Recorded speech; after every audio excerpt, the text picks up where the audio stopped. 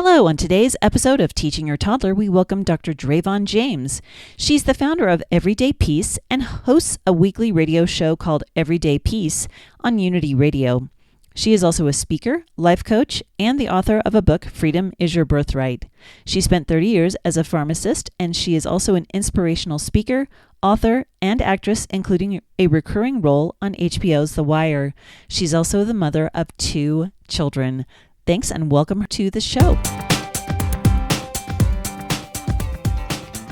Hi, this is Mary Jo Tinlin from Teaching Your Toddler, and today we have a very special guest, Dr. Dravon James, with us. Thank you so much for joining us today.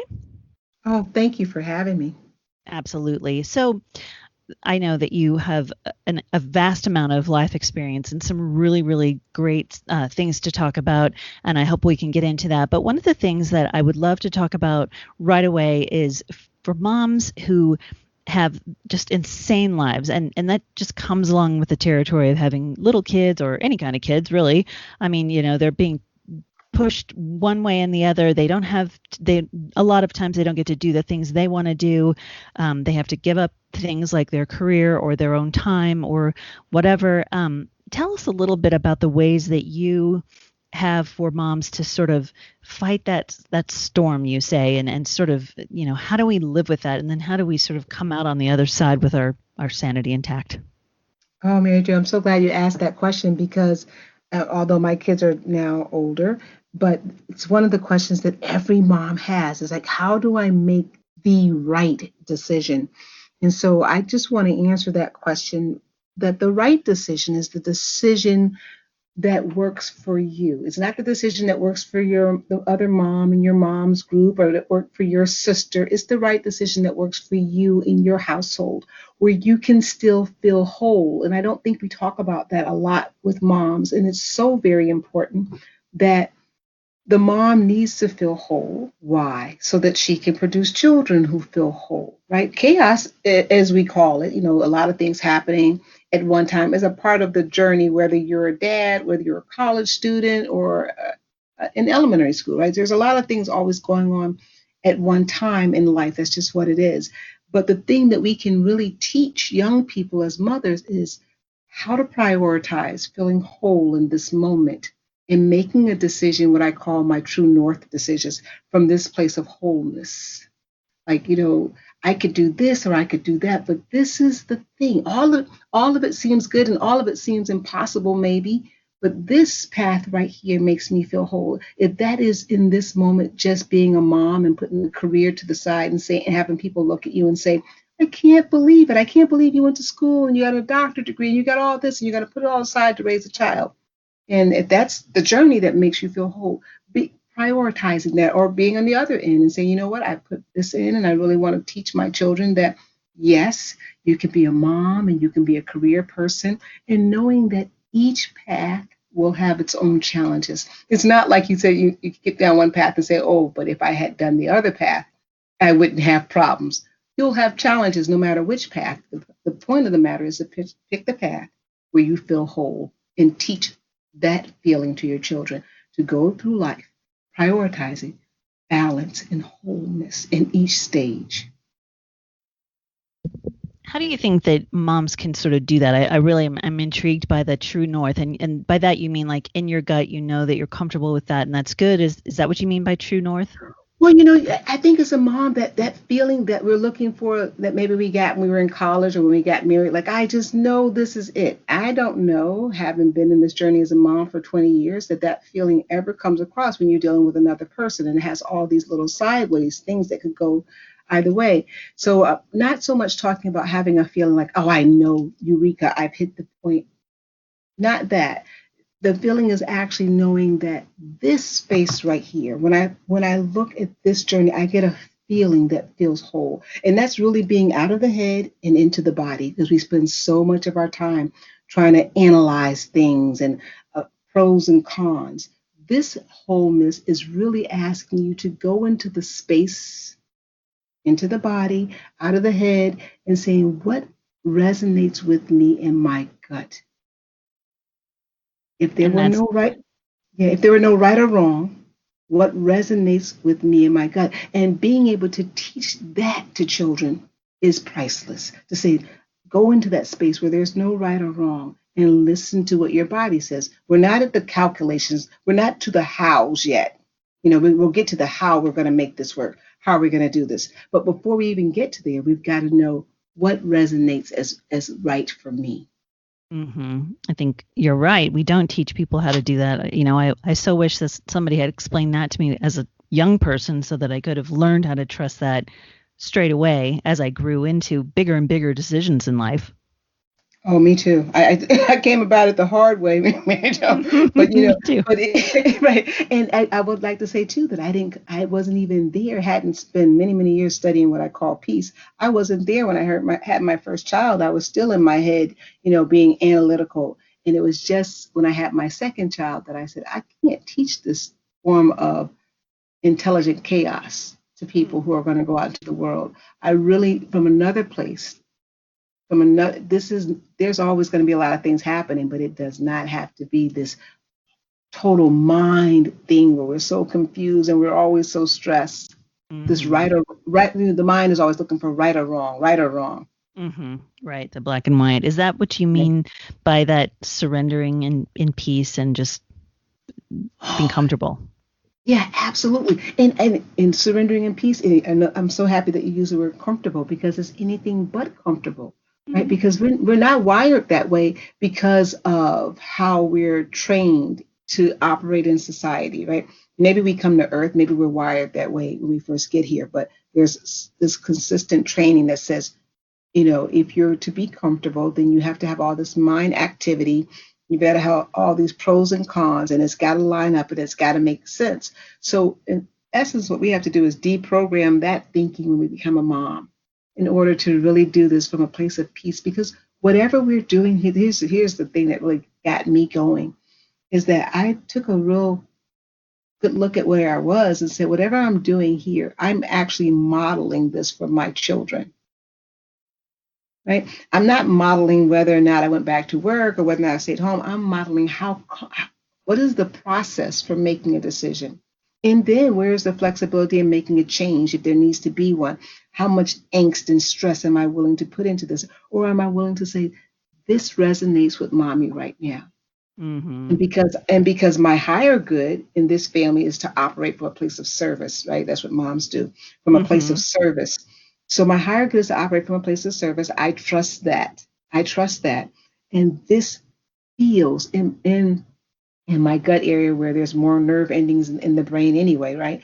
In my gut area, this feels, or wherever you do your feeling, sometimes it's in my shoulders, wherever it is in my body. But when I sit in this space and I watch and I do these body scans, I tell people about, I start at the sole of my feet and I just ponder the question very loosely, whatever it is. Sometimes they're really big questions, and sometimes they're questions, do I use this pediatrician? Do I use that pediatrician? They're both great pediatricians, but, whatever the questions are, this school or that school.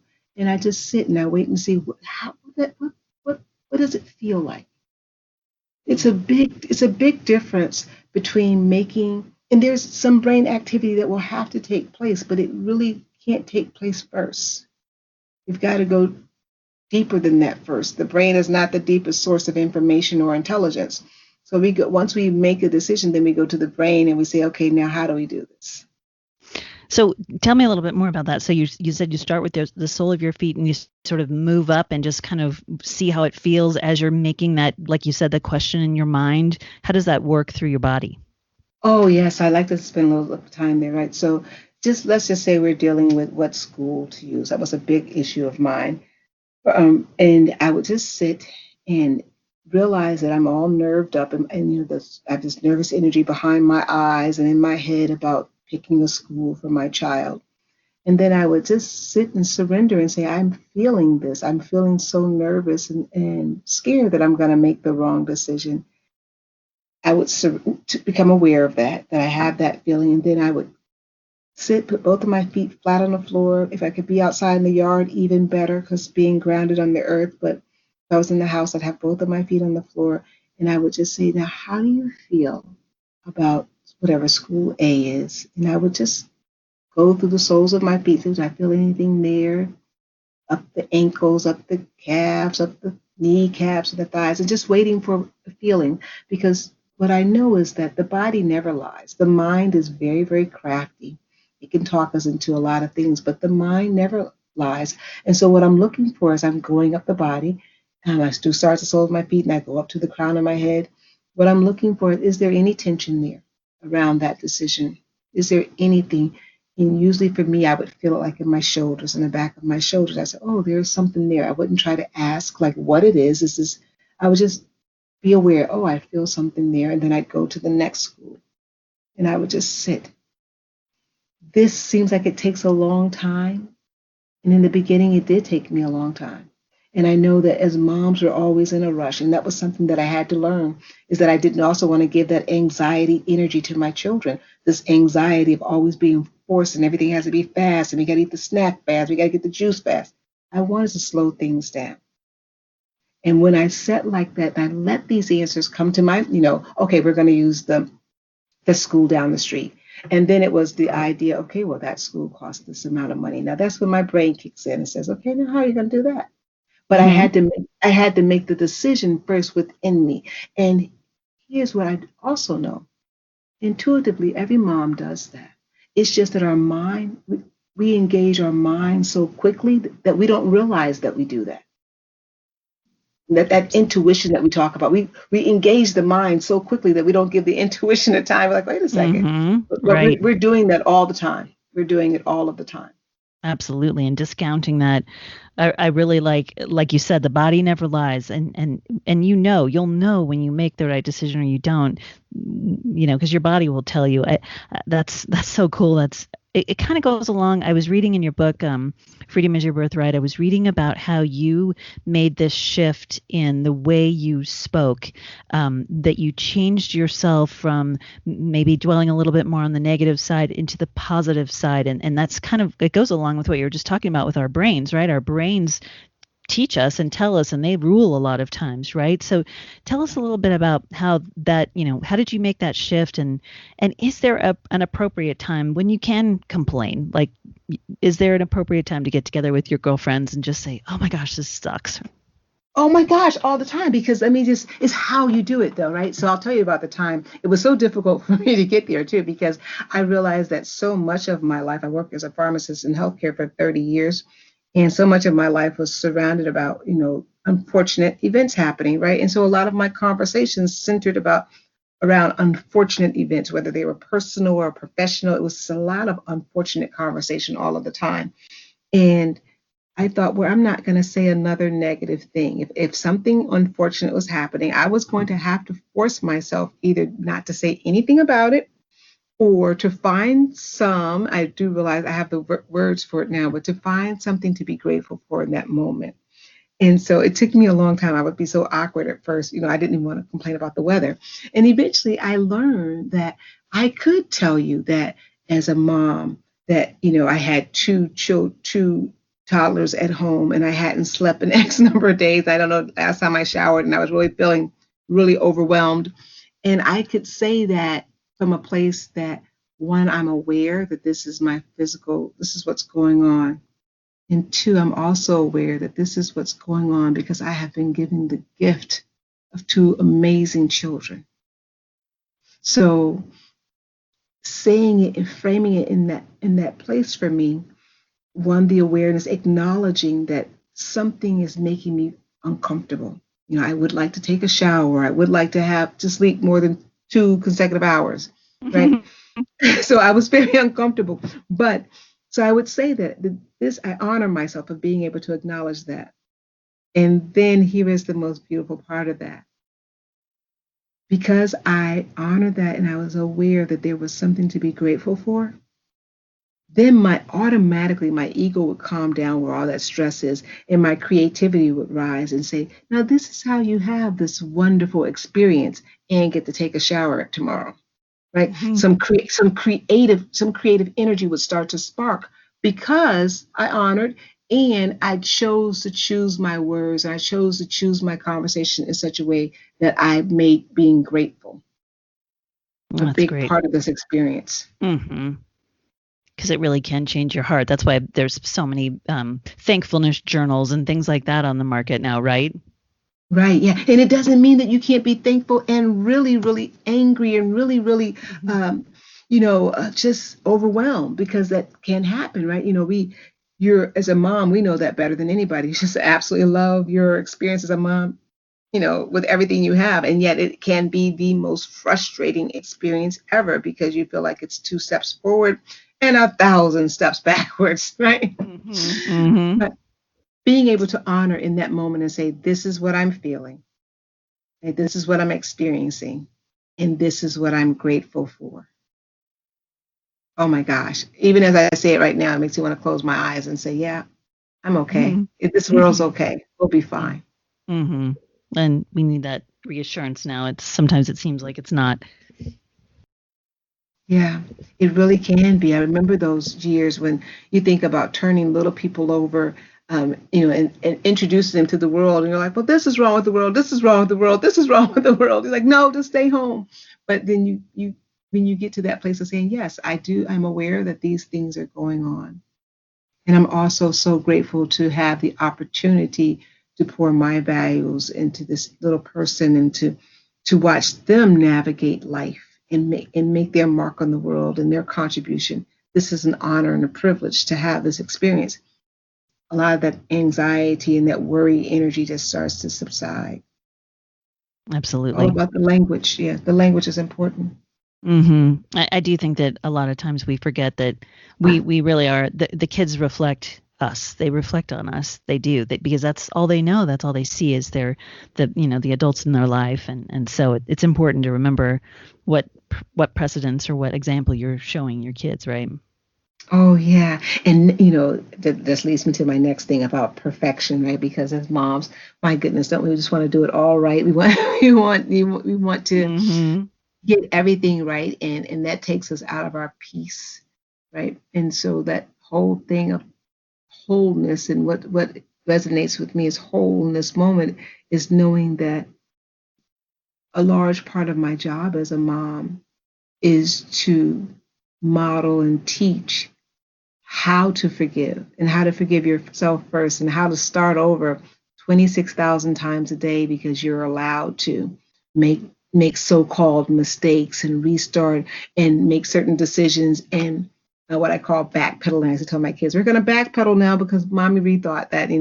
I realize that that's not going to be the best thing for us, but teaching that and teaching how to do that in grace, Mhm. right, is all part of staying in this place of peace, and in the midst of so-called chaos. Mhm. Yeah.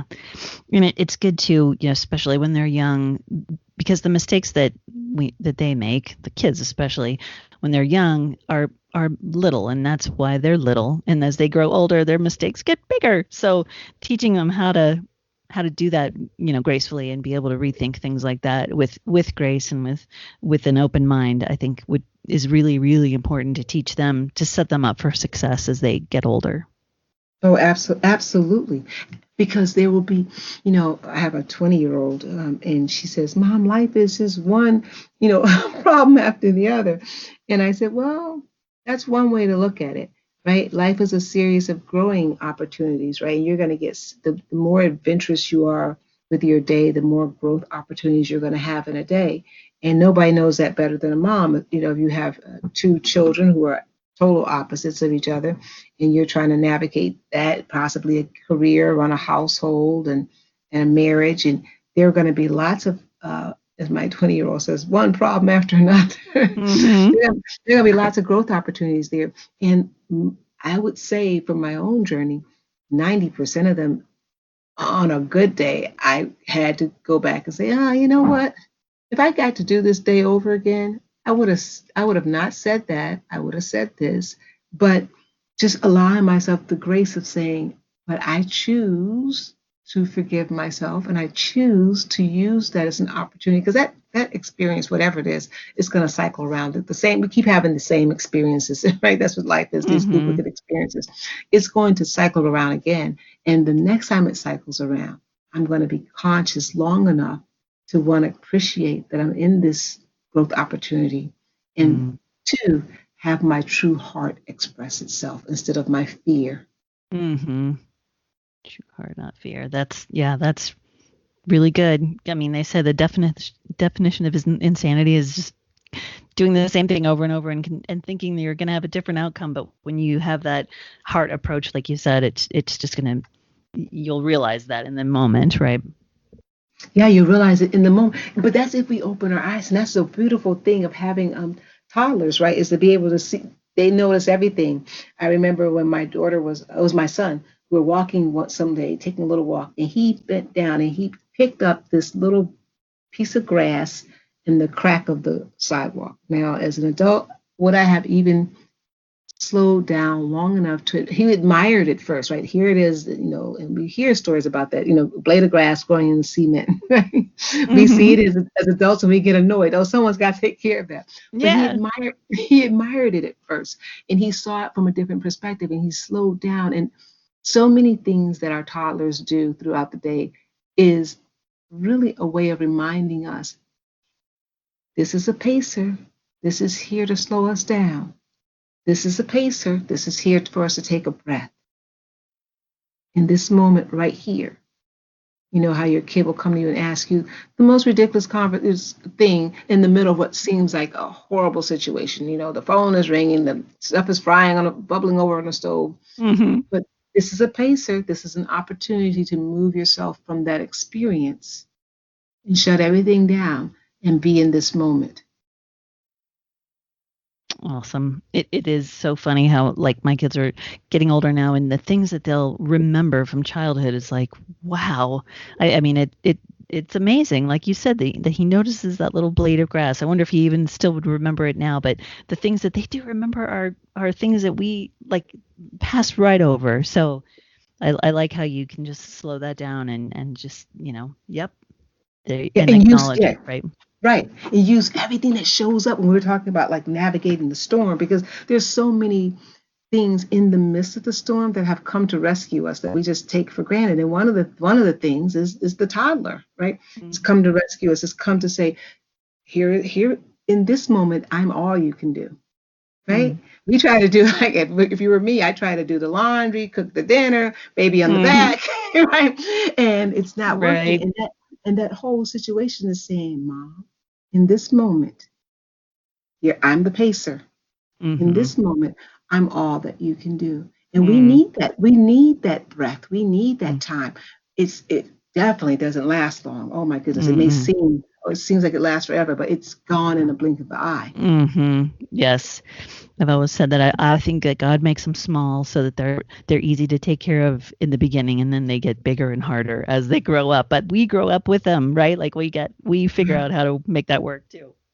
I know it's so funny. I just told my daughter that today. I said, it's so I didn't realize how easy it was when you were a toddler. Like I was like, they Mm-hmm. get bigger, and they introduce more people into your world, and there are still pacers there. There are still things that are happening that would say, Dravon, that if you put your attention here, I'll draw you right back to the present moment where all of the answers are in this present moment for this present moment. But because they're so much larger, if you may miss out on those if you don't take the time now to really, I think, get that muscle working about realizing that the peace in the storm is happening in the midst of the storm. It only takes for us to adjust our focus. Mm-hmm. And that body scan technique for everything. I used to do that, Mary Jo, for everything. I'd sit and be bouncing the toddler on my knee, and I'd have my feet flat on the ground. And I would say, what am I feeling right now? Just to bring myself present, because you can get overwhelmed really quickly. It can Mm-hmm. happen when you have the baby crying and a lot of Mm-hmm. other stuff happening, all the decisions that have to be made. Absolutely. Oh yeah. I mean, I absolutely intend to use that exercise because I know, I mean, I have trouble making decisions now, and to be able to just check in with my whole body like that, I think that's an incredibly good exercise for everyone, not just moms of toddlers, everybody. Absolutely. I use it for everything too. I use it professionally. I'm like, okay, let me see what my body says, and then we'll go from there. Not the head first. We're tricked into believing that the head can do it. The head's just the Mm. executor. Right. Exactly. Well, thank you so much. I so appreciate your taking the time. Before we go, what sort of one last piece of advice or one last nugget would you give the listeners of our show today? Oh, absolutely. And this is that in this moment, you are equipped to do what this moment requires. And in the next moment, you will be equipped to do what's required for the next moment. Live in this moment. Thank you so much. That's amazing. How can people find out more about you and find you on out in the electronic world? Well, if you visit my website, which is www.drdravon, D-R-A-V as in victory, O-N, James.com. You'll find everything about me. I have a radio program that comes on once a week, every Monday at 5 p.m. Eastern Standard Time. And it'll just I'm giving away a free 7-day challenge podcast. So training class, I said so many things to say training video. So you can find all about that on my website at www.drdravonjames.com. Awesome. Fantastic. Well, I will put that link in our show notes so the folks could find you. And again, I so appreciate you coming on today. I hope we can have you on again. I would love to hear some more things about you and more ways that you can teach our moms how to deal with life. Thank you. I'd love to share. Thank you so much.